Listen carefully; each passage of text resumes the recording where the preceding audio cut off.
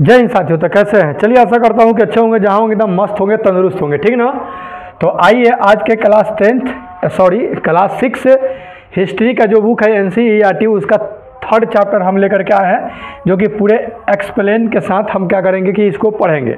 ज़्यादा 30 से 40 मिनट का वीडियो रहेगा या पौने 1 घंटा का वीडियो रहेगा।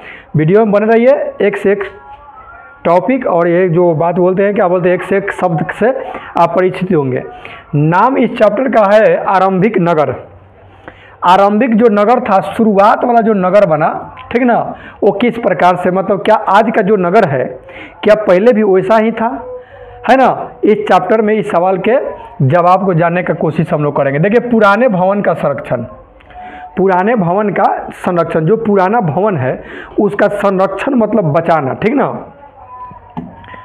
देखिए, जसपाल और हरप्रीत, ये जसपाल और हरप्रीत दो बंदा है, अपने घर के पास की गली में क्रिकेट खेल रहे थे। ये दोनों जो है जसप्रीत और हरप्रीत, जो है जसपाल और हरप्रीत, ये अपने घर के पास की गली में ये दोनों क्रिकेट खेल रहे थे। उन्होंने देखा कि कुछ लोग उस खंडहर घर की तारीफ कर रहे थे। ये लोग दोनों देखा कि कुछ लोग आए और जो खंडहर टाइप के जो घर था उसका लोग तारीफ कर रहे थे, जिसे गली के बच्चे भूतहा घर कहा करते थे। और उस गली के बच्चे उस घर को भूतहा घर बोलता था लोग कि इसमें भूत रहता है, खंडहर टाइप का हो गया है, जैसे नालंदा विश्वविद्यालय खंडहर है। एक ने कहा इसकी वास्तुकला को देखो, उसमें से एक व्यक्ति कह रहा कि अरे इसकी वास्तुकला को तो देखो, है ना, क्या आपने कहीं लकड़ी पर इतनी सुंदर नक्काशी देखी है? दूसरी महिला ने कहा। दूसरी महिला बोली अरे इतना सुंदर देख लो, लकड़ी पर कितना अच्छा नक्काशा काटा गया है। और एक व्यक्ति बोला इसकी वास्तुकला को तो देखो भाई, कितना बेहतरीन बनाया गया है। हमें मंत्री जी को पत्र लिखकर कहना चाहिए कि वह इस खूबसूरत घर को सुरक्षित रखने के लिए इसकी मरम्मत कराने की व्यवस्था करे, कि इसको क्या किया जाए, मतलब कि यह समझ लीजिए धरोहर है, इसको बचा करके रखा जाए। यह सब सुनकर जसपाल और हरप्रीत सोचने लगे कि इस पुराने खंडहर से लोगों का इतना लगाव क्यों हो सकता है? हम लोगों के लिए तो ये तो भूतहा घर है, तो भूत रहता है। ये लोग कह रहे कि अरे ठीक इधर अच्छा है, इसका लगाव क्यों है? अब हड़प्पा की कहानी आइए जानते हैं। हड़प्पा की कहानी भी उसी प्रकार से खंडहर है, ठीक ना। अक्सर पुरानी इमारत अपनी कहानी बताती है कि मैं हड़प्पा का खंडहर बोल रहा हूँ, ठीक ना। लगभग 150 साल पहले जब पंजाब में, 150 साल पहले जब पंजाब में पहली बार रेलवे लाइन बिछाई जा रही थी, पंजाब में रेलवे लाइन 150 साल पहले जब मेरा देश गुलाम था, उस टाइम क्या किया जा रहा था कि बिछाया जा रहा था। तो इस काम में जुटे इंजीनियरों को अचानक हड़प्पा पूरा स्थल मिला। अचानक खुदाई हो रहा था तो पूरा स्थल मिला, जो आधुनिक पाकिस्तान में है। हड़प्पा आज कहाँ है? तो आज के पाकिस्तान में है, पहले कहाँ था? पंजाब में। उन्होंने सोचा कि यह एक ऐसा खंडहर है जहाँ से अच्छी ईंटें मिलेगी। उसको खुदवाया कि अच्छा खंडहर है, हमेशा ईंटा निकलेगा तो काम में आ जाएगा। जैसे पुराना लोग घर टूटता है तो जो ईंटा बढ़िया रहता है लेकर के अपना यूज कर लेता है। यह सोचकर वे हड़प्पा के खंडहरों से हजारों ईंटें उखाड़ ले गए, हजारों ईंटा उखाड़ ले गए। देखिए यहाँ लिखा हुआ हजारों, हजार लिखता मतलब कि 1000, हजारों मतलब कि उसका कोई गिनती नहीं, 100,000, ठीक ना। जिससे उन्होंने रेलवे लाइनें बिछाई और उसी से क्या किया, रेलवे लाइन ट्रैक बिछा दिया। इससे कई इमारतें पूरी तरह नष्ट हो गई। उसको क्या पता कि इसका क्या महत्व है, क्या इसे हम जान सकते हैं। उसके बाद 80 साल पहले पुरातत्वविदों ने इस स्थल को ढूंढा और तब पता चला कि यह खंडहर उपमहाद्वीप के सबसे पुराने शहरों में से एक है। जो हमारा भारत है तो उस भारत के सबसे पुराने खंडहर में से एक है कौन? हड़प्पा। सबसे पुराने शहरों में से एक है। चूँकि इस नगर की खोज सबसे पहले हुई थी। सबसे पहले किस नगर की खोज हुई थी? हड़प्पा की।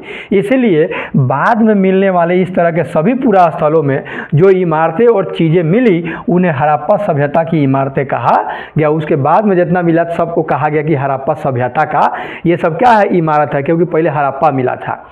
इन शहरों का निर्माण लगभग 4700 यानी 4700 साल पहले हुआ था। ये जो हड़प्पा जो नगर था, इस शहर था, इसका निर्माण जो हुआ था लगभग 4700 साल पहले हुआ था। प्रायः पुरानी इमारतों को तोड़कर उसकी जगह नए भवन बनाए जाते हैं। क्या तुम्हें लगता है कि पुरानी इमारतों को सुरक्षित रखना चाहिए? तो हाँ, हमें तो लगता है कि पुरानी इमारतों को संरक्षित रखना चाहिए। पता नहीं वो वहाँ पे जाने पर क्या क्या लगता है कि वाह भाई क्या क्या चीज़ है, पुरानी दूसरे बात याद आने लगता है, थोड़ा माहौल दूसरे टाइप के लगता है। अगर गए होंगे नालंदा खंडर घूमने तो इन नगरों की विशेषता क्या थी? ये जो हड़प्पा जो नगर मिला खुदाई में, इसका विशेषता क्या था? देखिए, इन नगरों में से कई को 2 या उससे ज़्यादा हिस्सों में विभाजित किया गया था। प्राय पश्चिमी भाग छोटा था लेकिन ऊंचाई में बना था, ऊंचाई पर बना था। पश्चिमी भाग 2 भागों में बांटा गया था। पश्चिम वाला जो था वो ऊंचा था और ऊंचाई पर बना था, छोटा था ऊंचाई पर बना था। और पूर्वी वाला जो हिस्सा था वो बड़ा था लेकिन यह निचले इलाकों में था। ऊंचाई वाले भाग को पुरातत्वविदों ने, अब जो ऊंचाई वाला जो भाग था तो जो पुरातत्वविद जो थे उसका जो खुदाई करवा रहे थे, ठीक ना, उसके बारे में जो जानने के लिए उत्सुक थे, नगर दुर्ग कहें कि ये नगर का दुर्ग है, ठीक ना। और निचले हिस्से को निचला नगर कहा जाता था। दुर्ग मतलब समझ लीजिए कि वहाँ मतलब ऊंचा स्थान हो गया। दोनों हिस्सों की 4 दीवारियाँ पक्की ईंटों की बनाई जाती थी। दोनों हिस्सों की जो 4 दीवारियाँ थी, चारों ओर से जो दीवार था वो पक्की ईंटों की बनाई जाती थी। इसकी ईंटें इतनी अच्छी पकी थी कि हज़ारों सालों बाद आज तक उसकी दीवारें खड़ी रही। अब बताइए, उस समय का ईंटा इतना बढ़िया से पका हुआ था। और क्या चीज़ से पकाया था? उस टाइम लोगों को कोयला के बारे में पता था कि नहीं था, ठीक ना, कि इतना बढ़िया से कि हज़ारों साल तक वो ईंटा चल सकता था। चला, उनकी दीवारें खड़ी रही। दीवार बनाने के लिए ईंटों की चिनाई इस तरह करते थे जिससे कि दीवारें खूब मजबूत रहे। हाँ, मोटा मोटा दीवार 20-20 इंच 30-30 इंच ऐसे करके। कुछ नगरों के नगर दुर्ग में कुछ खास इमारतें बनाई गई थी। मिसाल के तौर पर मोहनजोदड़ो में खास तालाब बनाया गया था। मोहनजोदड़ो में एक खास स्नानागार समझ लीजिए तालाब था जिसे पुरातत्वविदों में महान स्नानागार कहा, ठीक ना, स्विमिंग पूल कहा, समझ लीजिए स्नानागार कहा। इस तालाब को बनाने में ईंट और प्लास्टर का इस्तेमाल किया गया था। इस स्नानागार को मोहनजोदड़ो में जो महान स्नानागार है 8-10 क्या उसका कुछ बीमा है, हो सकता है इसमें हो, इस्तेमाल किया गया था। इसमें पानी का रिसाव रोकने के लिए प्लास्टर के ऊपर चारकोल की परत चढ़ाई गई थी। पानी का रिसाव ना हो, प्लास्टर के ऊपर से चारकोल की परत लेकर के चढ़ा दी गई थी। इस सरोवर में 2 तरफ से उतरने के लिए सीढ़ियाँ भी बनाई गई थी। और वो जो हड़प्पा का जो आपका मोहनजोदड़ो में जो तालाब था, उस मोहनजोदड़ो के तालाब में उतरने के लिए 2 ओर से सीढ़ी था और चारों ओर कमरे बनाए गए थे। इसमें भरने के लिए पानी कुएं से निकाला जाता था और उसमें पानी जो भराता था वो कुआं से निकाल करके उपयोग के बाद इसे खाली कर दिया जाता था। शायद यहाँ विशिष्ट नागरिक विशेष अवसरों पर स्नान किया करते थे।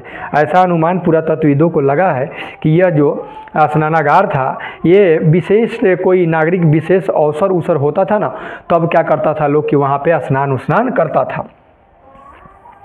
कालीबंगन और लोथल जैसे अन्य नगरों में, वहीं पे जो मिला कालीबंगन और लोथल जैसे अन्य नगरों में अग्निकुंड मिले हैं। अग्निकुंड मिला है, इससे ये भी पता चला कि पूजा पाठ भी करता होगा लोग। अग्निकुंड मिला है तो अग्नि में संभवतः यज्ञ के लिए किए जाते होंगे। अब अग्निकुंड तो यज्ञ के लिए होगा ना।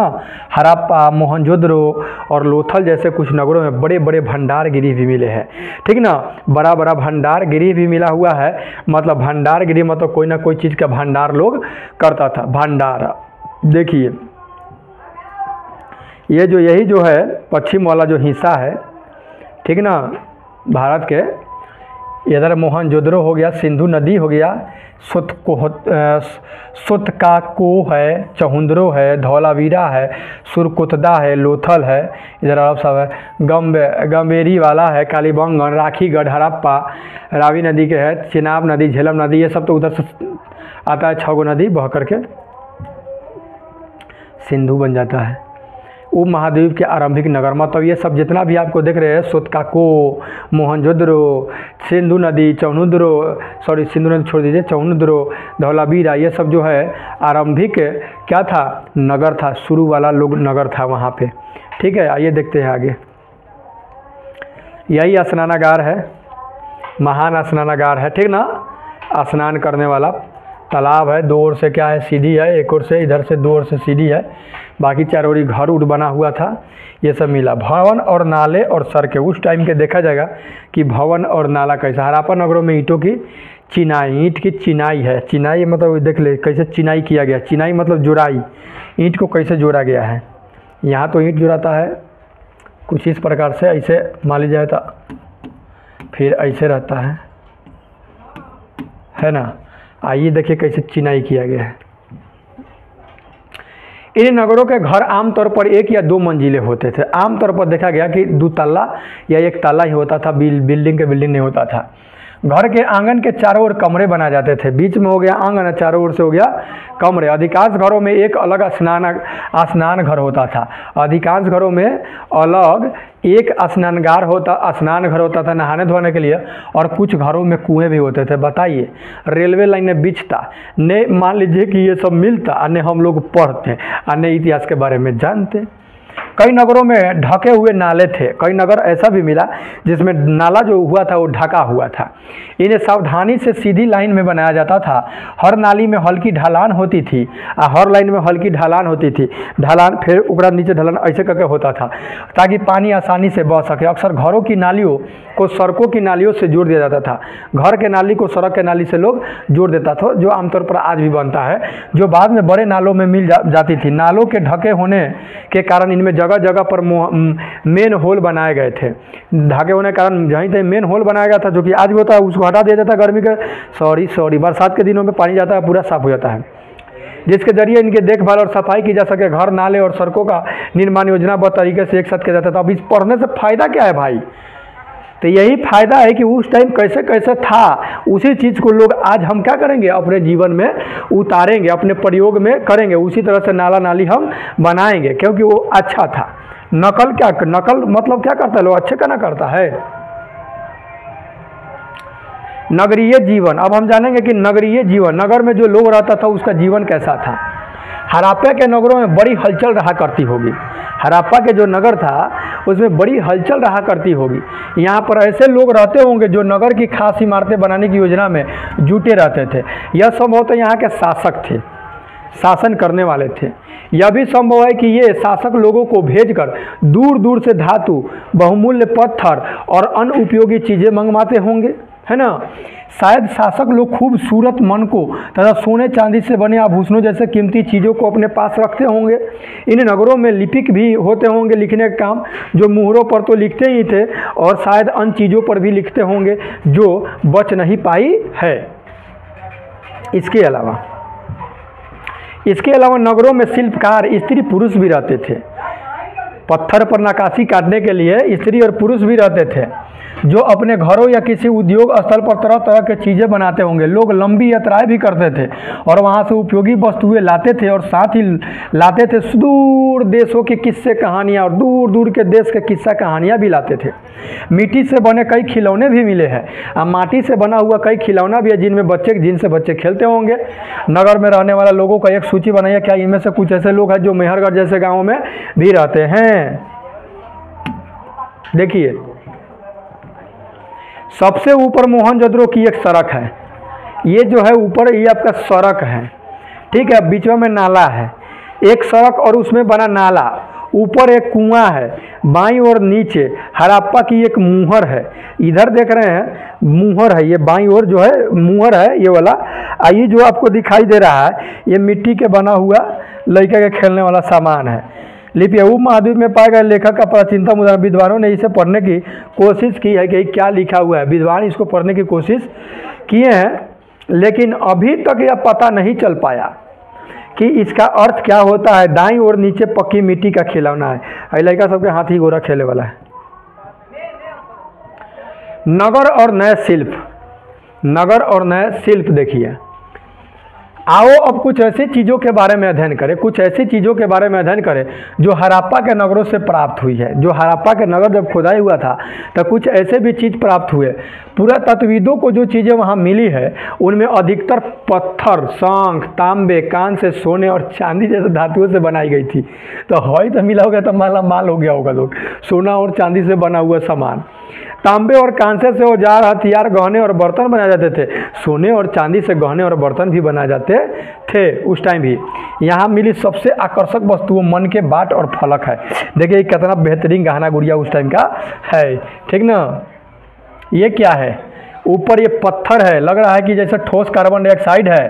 पत्थर के बाट देखिए, बाट मतलब बटखारा, कितने ध्यान से और उपयुक्त तरीके से इन बाटों को बनाया गया है। इन्हें चट्ट पत्थर से बनाया गया था। इस जो बना हुआ है उस पत्थर का नाम है चट्ट पत्थर। इन्हें शायद बहुमूल्य पत्थर और धातुओं को तौलने के लिए बनाया गया होगा। बहुमूल्य पत्थर या धातु को तौलने के लिए इसको बनाया गया, गेहूं चाउर जोखने के लिए नहीं था ये। मध्य में माय मन के इनमें से कई कर्निलिथियन पत्थरों से बनाए गए थे। पत्थरों को काट और तराश कर मन के बनाए गए। इनके बीच छेद किए गए थे ताकि धागा डाल करके माला बनाई जा सके। उसके बीच बीच में क्या था, छेद था कि धागा डाल के मनका बनाया जा सके, माला बनाया जा सके। मध्य में दाएं पत्थर के धारदार फलक, नीचे जो है कढ़ाईदार वस्त्र है, नीचे जो है कढ़ाईदार वस्त्र है ना, कढ़ाई किया हुआ कपड़ा है। एक महत्वपूर्ण व्यक्ति की पत्थर से बनी मूर्ति जो मोहनजोदड़ो, यहाँ पे देख रहे हैं एक व्यक्ति है पत्थर से बना हुआ मूर्ति जो मोहनजोदड़ो से मिली थी। इसमें उसे कढ़ाईदार वस्त्र पहनते दिखाया गया है। ये जो वस्त्र ये पहना है आदमी, इस पर देखिए कढ़ाई किया हुआ था, डिजाइन उजाइन बनाया हुआ है। वाह रे वाह, हमारा सभ्यता इतना पुराना है भाई। हड़प्पा सभ्यता के लोग पत्थर के मुहरे बनाते थे। पत्थर के मुहर होता था। इन आयताकार जो पृष्ठ मुहरों में सामान्यतः जानवरों के चित्र मिलते हैं, उस पर मुहरों पर जानवर के चित्र मिलते थे। हड़प्पा सभ्यता के लोग काले रंग से डिजाइन किए हुए खूबसूरत लाल मिट्टी के बर्तन बनाते थे। लाल मिट्टी के बर्तन बनाता था लोग, ठीक ना। 7000 साल पहले मेहरगढ़ में कपास की खेती भी होती थी। अब बताइए, 7000 साल पहले कपास की खेती भी होती थी। मोहनजोदड़ो से कपड़े के टुकड़े के अवशेष, चांदी के एक फूलदान से ढक्कन तथा कुछ अंत तांबे की वस्तुएं से चपके हुए मिले हैं। पक्की मिट्टी तथा फेन से बनी तकलियाँ सूत बनाई कताई का संकेत देती है। तकलिया भी बना हुआ था जिससे ये संकेत मिलता है कि सूत कताई भी होता था उस समय। इनमें से अधिकांश वस्तुओं का निर्माण विशेषज्ञों ने किया था। जो विशेषज्ञ थे वही क्या किए थे, अधिकांश वस्तुओं का निर्माण किए थे। विशेषज्ञ उसे कहते हैं जो किसी खास चीज़ को बनाने के लिए खास प्रशिक्षण लेते हैं। किसी खास चीज़ को बनाने के लिए खास वो ये स्किल सीखा है, प्रशिक्षण ट्रेनिंग लिया है, वो क्या कहलाएगा आपका, विशेषज्ञ। पत्थर को तराशना, जैसे पत्थर को तराश करके मूर्ति बनाना, मन के चमकाना या फिर मुहरों पर पच्चीकारी करना आदि। इस पृष्ठ संख्या 28 जो दिया है उसमें मूर्ति का चेहरा कितने आकर्षक ढंग से बनाया गया है और उसकी दाढ़ी तो डिजाइन बनाया अच्छी तरह से, एकदम बढ़िया से, मतलब छेनी से एकदम बनाया गया होगा। या किसी विशेषज्ञ मूर्तिकार का ही काम हो सकता है, जो विशेषज्ञ होगा। एलू सब कोई तो थोड़ी बना देगा। दाढ़ी कितना सुंदर इसका बनाया गया है।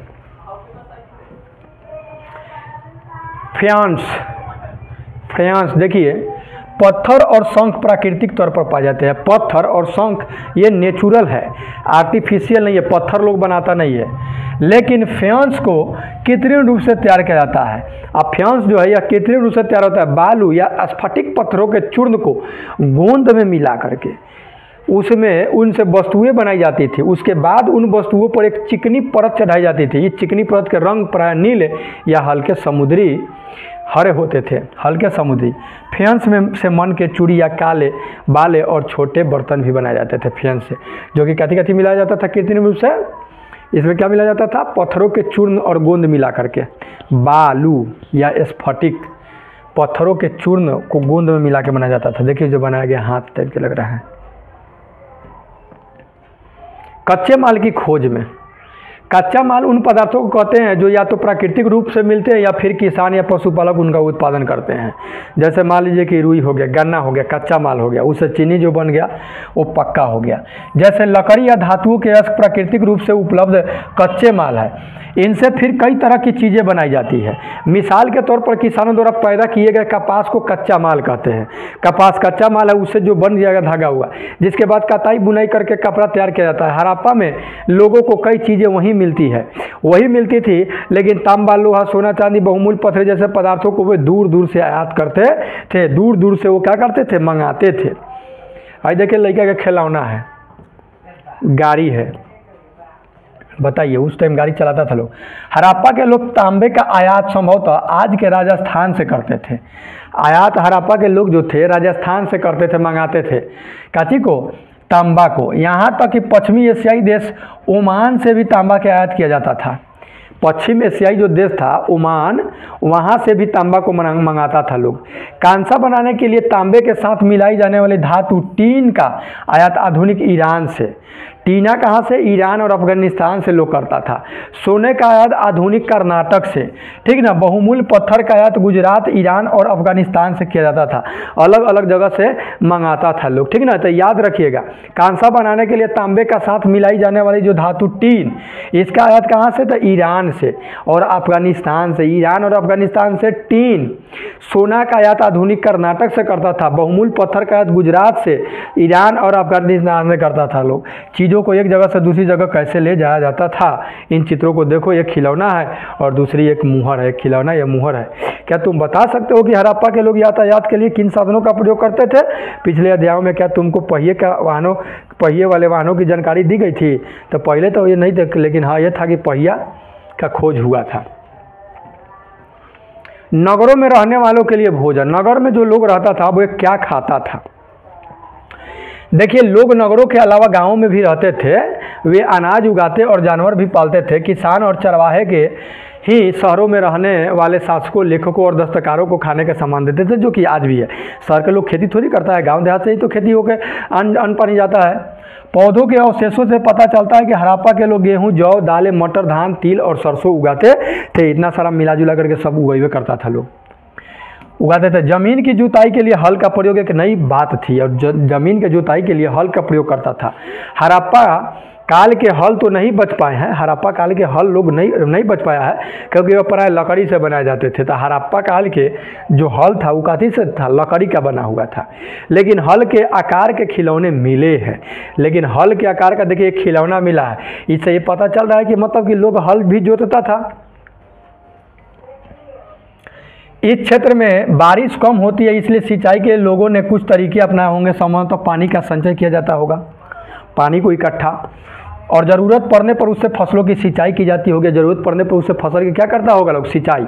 हड़प्पा के लोग गाय, भैंस, भेड़ और बकरियां पालते थे। गाय, भेड़ और बकरियां भी पालते थे। बस्तियों के आसपास तालाब और चारागाह होता था। अब बस्ती के आसपास चारागाह भी होता था, तालाब भी होता था। चारागाह में गाय, भैंस जो भी है, बकरा, बकरी, वो सब चरेगा और बगल के तालाब में पानी पिएगा। लेकिन सूखे महीने में मवेशियों के झुंडों को चारा पानी की तलाश में दूर दूर तक ले जाया जाता था। वे बेर जैसे फलों को इकट्ठा करते थे, मछलियाँ पकड़ते थे और हिरन जैसे जानवरों का शिकार भी करते थे। गुजरात में हड़प्पाकालीन नगर का सूक्ष्म निरीक्षण। देखिए, कच्छ के इलाके में, जो गुजरात में जो कच्छ है उसके इलाके में खादिर बेत के किनारे धौलावीरा नगर बसा था। धौलावीरा जो नगर था वो कहाँ बसा था? कच्छ के इलाके में, खादिर बेत के किनारे। अब सीधे देखिए, डीपली अगर पूछेगा तो किस के किनारे? तो खादिर बेत के किनारे। इलाका कौन था? तो कच्छ का इलाका जो जिला है, ठीक ना। और ये कहाँ? गुजरात में धौलावीरा है। वहाँ साफ पानी मिलता था धौलावीरा में, और ज़मीन उपजाऊ थी एकदम। ज़मीन क्या था? उर्वरक से भरा हुआ था। जहाँ हड़प्पा सभ्यता के कई नगर दो भागों में विभक्त थे, वहीं धौलावीरा नगर तो 3 भागों में बटा गया था। और धौलावीरा जो नगर था वो 3 भागों में बटा हुआ था। इसके हर हिस्से के चारों ओर पत्थर की ऊंची ऊंची दीवारें बनाई गई थी। हर हिस्सा में चारों ओर से ऊंचा ऊंचा पत्थर के दीवार। इसके अंदर जाने के लिए बड़े बड़े प्रवेश द्वार बंद थे। इस नगर में एक खुला मैदान था जहाँ सार्वजनिक कार्यक्रम आयोजित किए जाते थे। एक खुला फील्ड था, उसमें सार्वजनिक क्या किया जाता था, कार्यक्रम लोग आयोजित करता था। यहाँ मिले कुछ अवशेषों में हड़प्पा लिपि के बड़े बड़े अक्षरों के पत्थरों में खुदा पाया गया है। बड़े बड़े अक्षरों को पत्थरों में खुदा मतलब पत्थर पर बड़ा बड़ा अक्षर में खोदा गया है, लिखा गया है।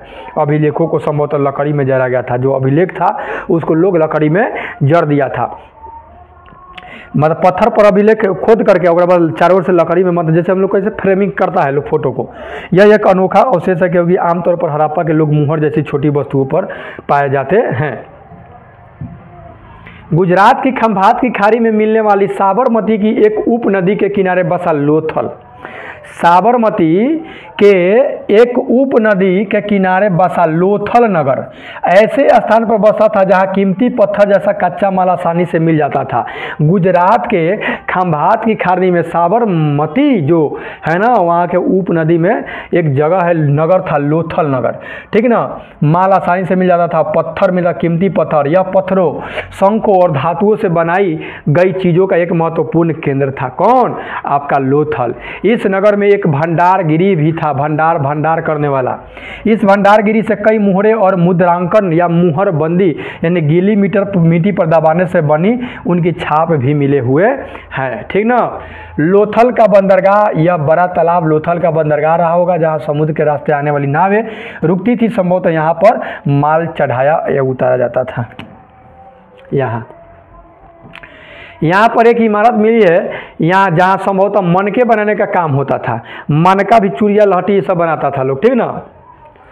पत्थर के टुकड़े, अधबने मनके बनाने वाले उपकरण और तैयार मनके का भी यहाँ से मिला हुआ है, इसे पता चला। अब मुद्रा यानी मुहर, मुद्रा मतलब हम लोग रुपया पैसा भी जानते हैं, मुद्रा यहाँ मतलब मुहर, और मुद्रांकन मतलब उस पर अंकन करना या मुहर बंदी करना। देखिए यहाँ पे मुहरों का प्रयोग सामान्य से भरे उन डिब्बों या थैलों को चिन्हित करने के लिए किया जाता होगा जिन्हें एक जगह से दूसरी जगह भेजा जाता है। मुहर, आज भी तो मुहर मारकर भेजता है लोग ना जी, तो उस टाइम भी तो सब देखिए भाई, इतिहास लोग खंगारता है उससे सीखने के लिए, ठीक ना। उसी को पढ़ता है लोग तो सीखता है कि ऐसे जब वो करता था तो क्या मैं आज ऐसा करूँ तो होगा कि नहीं। तो सब जिन्हें एक जगह से दूसरी जगह तक ले जाता था, थैलों को बंद करने के बाद उसके मुहानों पर गीली मिट्टी पोत कर उन पर मुहर लगाई जाती थी। मुहर की छाप को मुहर बंदी कहते हैं। मुहर बंदी, मुहर लगा के बंद कर दी तो हो गया मुहर बंदी, है ना। अगर यह छाप टूटी हुई नहीं होती थी तो यह साबित हो जाता था कि सामान के साथ छेड़छाड़ नहीं हुई है। बात समझे, मतलब मुहर सील टूटा नहीं है तो समझे सामान के साथ छेड़छाड़ नहीं, सामान सुसज्जित है, नहीं तो छेड़छाड़ हुआ है निकाल करके मतलब इधर उधर किया गया है। आज भी मुहर का प्रयोग होता है, पता लगाओ कि मुहरों का उपयोग किस लिए किया जाता है। सेम टू सेम बात इसीलिए किया जाता था। सभ्यता के अंत का रहस्य रे भैया, आखिर ये जो हड़प्पा सभ्यता था अंत कैसे हो गया, नष्ट कैसे हो गया। लगभग 3900 साल पहले एक बड़ा बदलाव देखने को मिलता है। अचानक लोगों ने इन नगरों को छोड़ दिया, लेखन, मुहर और बाटों का प्रयोग बंद हो गया, दूर दूर कच्चे माल का आयात काफ़ी कम हो गया। मोहनजोदड़ो में सड़कों पर कचरे के ढेर बनने लगे, जल निकास प्रणाली नष्ट हो गई और सड़कों पर ही झुग्गी नुमा घर बनाए जाने लगे।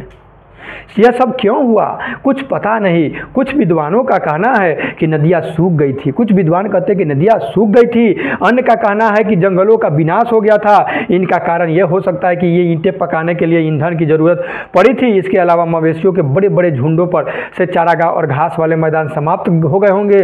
कुछ इलाकों में बाढ़ आ गई, लेकिन इन कारणों से स्पष्ट नहीं हो पाता है कि सभी नगरों का अंत कैसे हो गया। अपना अनुमान लोग लगाता है, क्योंकि बाढ़ और नदियों के सूखने का अवसर कुछ इलाकों में ही हुआ होगा, पूरा के पूरा पर नहीं। ऐसा लगता है कि शासकों का नियंत्रण समाप्त हो गया। जो भी हुआ हो, परिवर्तन का असर बिल्कुल साफ नहीं देता है, ठीक ना। असर जो है बिल्कुल साफ दिखाई देता है। आधुनिक पाकिस्तान के